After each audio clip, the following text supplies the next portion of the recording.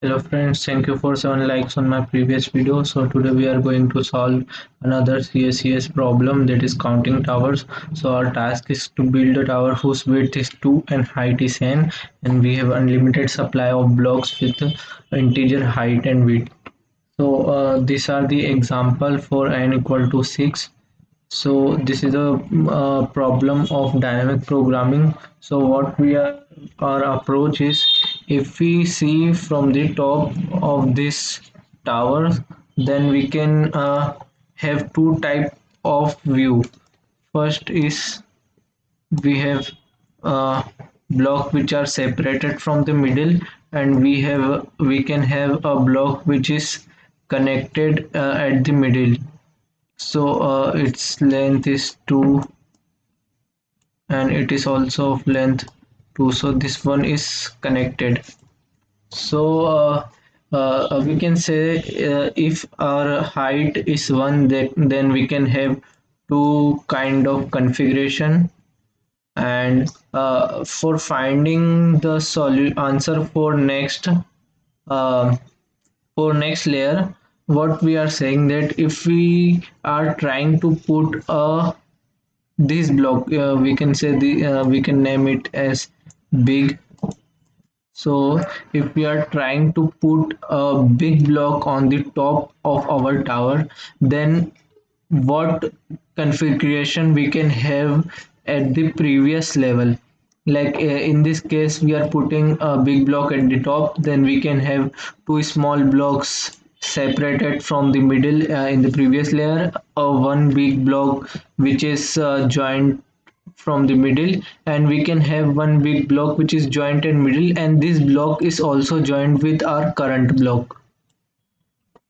Okay, so this can be the configuration if we put a big block at the top, and if we put two small blocks at the top, then our previous configuration can be two small blocks, and we can join these two blocks. In this case, like if we join these two, then we will get this configuration, and if we join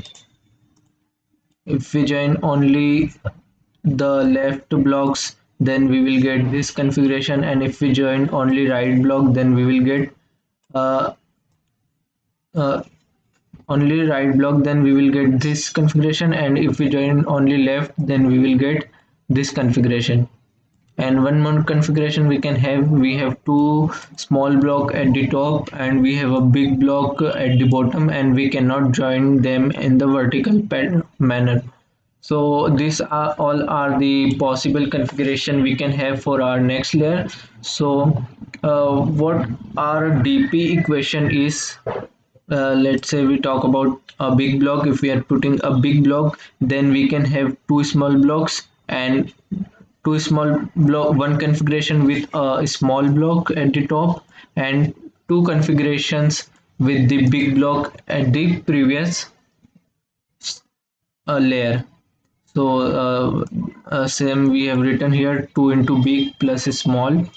And if we have two small block at the top layer, then we can have a configuration with four small at the previous layer, like this one and